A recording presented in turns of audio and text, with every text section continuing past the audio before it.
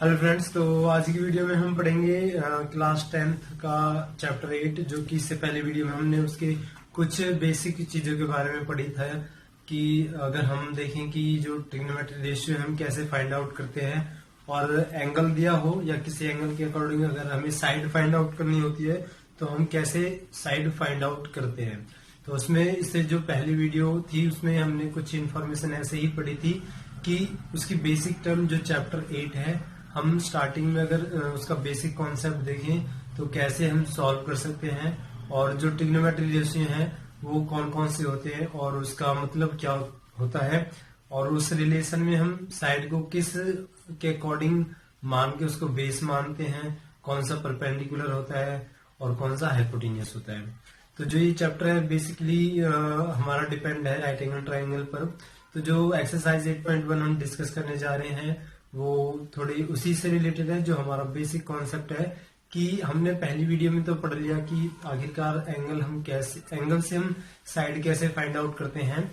तो उसी सीरीज में हम अब क्वेश्चन डिस्कस करेंगे जो कि 8.1 का है। फर्स्ट क्वेश्चन है, in triangle ABC right angle at B, यानी ट्राइंगल एबीसी है और उस पर 90 डिग्री कहां पर बन रहा है, बी पॉइंट पर। तो और उसमें गिवन भी है, दो साइड गिवन है, तो उसके अकॉर्डिंग हमें डिटरमाइन करने हैं ये ट्रिग्नोमेट्री रेशियो। यहाँ पर हम देखते हैं फर्स्ट पार्ट क्या है, साइन ऑफ एंगल है, यानी हमें जो ट्रिग्नोमेट्री रेशियो फाइंड आउट करना है वो किसके अकॉर्डिंग करना है, ए से।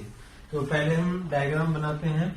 तो मान लो हमारा डायग्राम ये है और यहाँ पर राइट एंगल ट्राइंगल हो गया ए बी सी। अल्फाबेट हम कुछ भी ले सकते हैं, लेकिन यहाँ मेंशन करा हुआ है कि राइट एंगल किस पे होना चाहिए, बी एंगल पर। तो यहाँ पर भी 90 डिग्री का हो गया। अब 90 के अपोजिट क्या होता है, हाइपोटेन्यूस।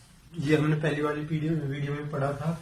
यहां से हम देखते हैं जो हमें साइड गिवन है, ए बी कितना है 24 सेंटीमीटर और बी सी हमारा कितना है 7 सेंटीमीटर।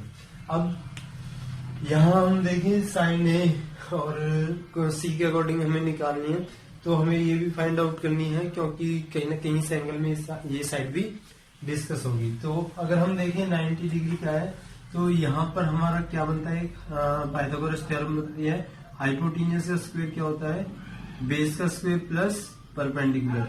तो 90 का अपोजिट हाइपोटेन्यूस है, तो ये तो हमें फाइंड आउट ही करनी है। तो ये हो गया हाइपोटेन्यूस का स्क्वायर इक्वल टू बेस यहाँ पर कितना हो गया 7, यानी 7 का स्क्वायर प्लस परपेंडिकुलर हो गया 24 इसका स्क्वायर। तो ये हो गया हाइपोटेन्यूस स्क्वायर इक्वल टू 7 से हो जाएगा 49 और प्लस ये हो जाएगा 576। तो हाइपोटेन्यूस स्क्वायर हो गया, यहाँ हम प्लस करेंगे तो ये कितना हो जाएगा 625। तो हाइपोटेन्यूस का स्क्वायर है तो स्क्वायर इधर जाएगा तो क्या हो जाएगा 625 स्क्वायर रूट में, और 600 का 25 का स्क्वायर रूट कितना होता है 25। तो यहाँ पर आ गया ये 25 सेंटीमीटर। तो यहाँ से हमें साइड फाइंड आउट होगी। ये कॉन्सेप्ट हम पहली क्लास में पढ़ चुके हैं, तो इसलिए मोस्टली ज्यादातर आता होगा, लेकिन फिर भी नहीं पता तो हम इस तरह से पहले हम साइड को फाइंड आउट कर सकते हैं। दो साइड गिवन होगी, थर्ड साइड को हम फाइंड आउट कर सकते हैं।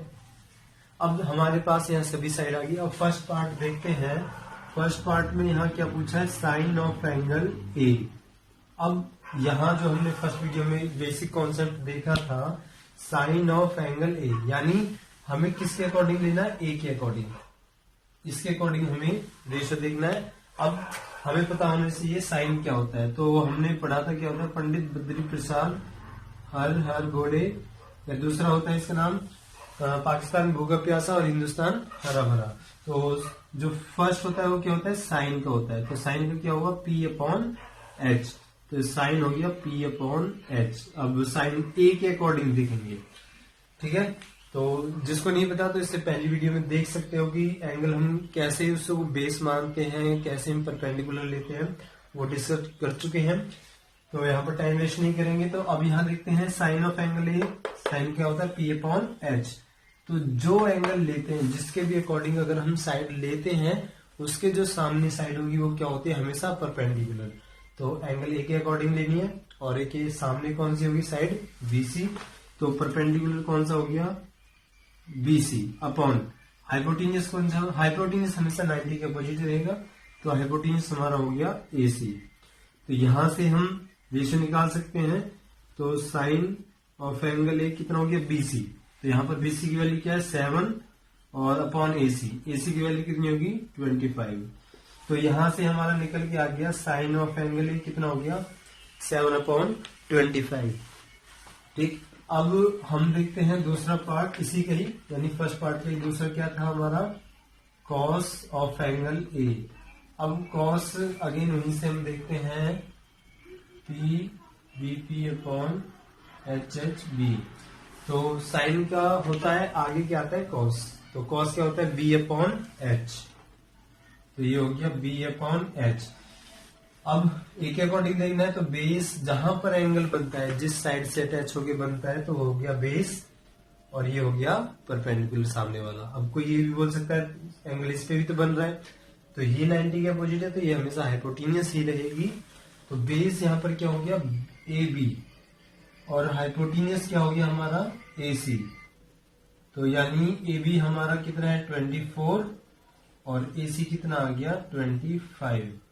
तो कहने का मतलब क्या हो गया कॉस ए क्या आ गया हमारा 24/25।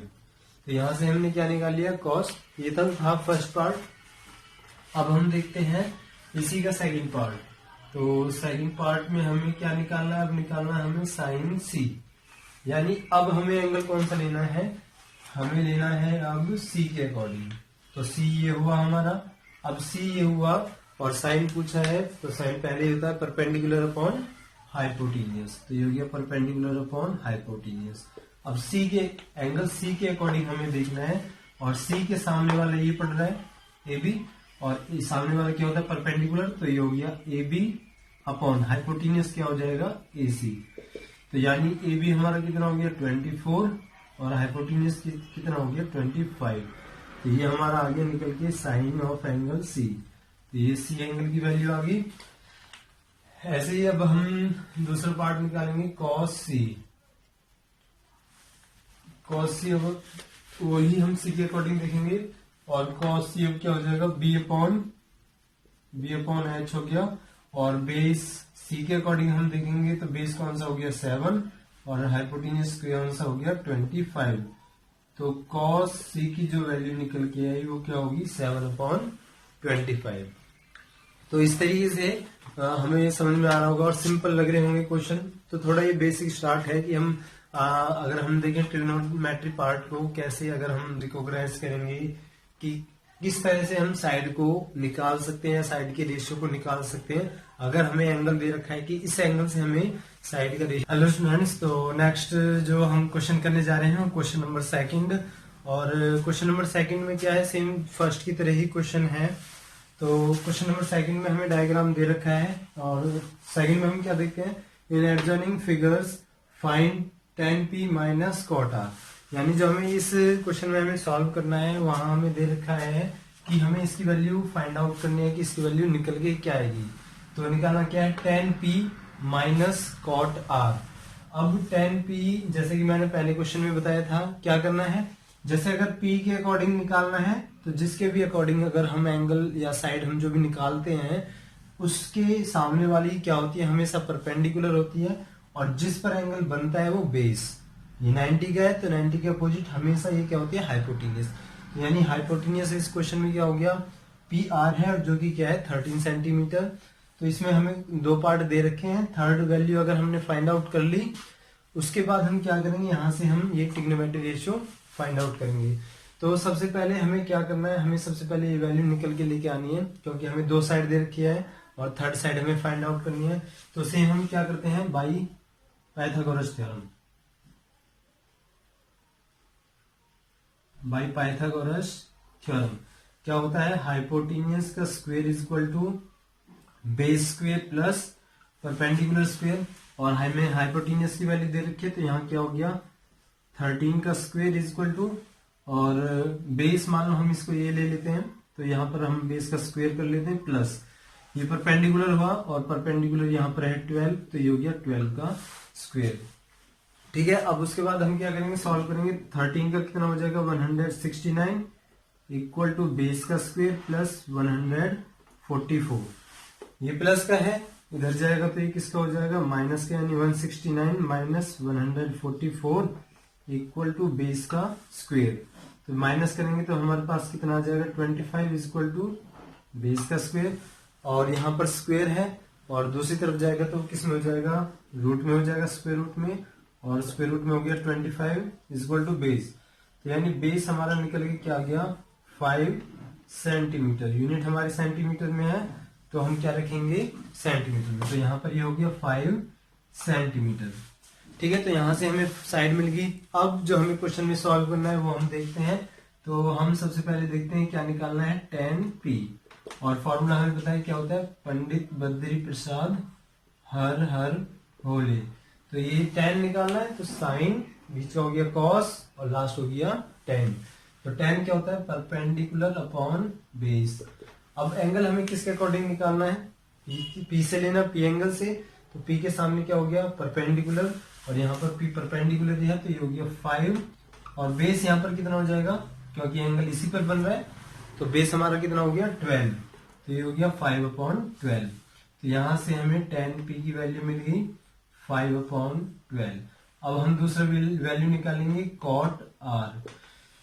देखो जो tan होता है, tan का ऑपोजिट होता है cot। तो tan का क्या होता है, p/b, तो cot का ऑपोजिट हो जाएगा यानी रेसिप्रोकल b/p। बट यहाँ पर हम जो एंगल निकाल रहे हैं किसके अकॉर्डिंग निकाल रहे हैं, r के अकॉर्डिंग। तो यानी यहाँ पर cot r की वैल्यू क्या होगी, r के अकॉर्डिंग निकालना है। तो बेस क्या हो गया, r इस पर बन रहा है तो ये हो गया 5, और परपेंडिकुलर हमारा कितना हो जाएगा 12, क्योंकि जिस भी एंगल के हम लगा के लेते हैं तो उसके जो सामने वाली होती है हमेशा परपेंडिकुलर। तो यहां से हमें फाइंड आउट मिल गए दोनों।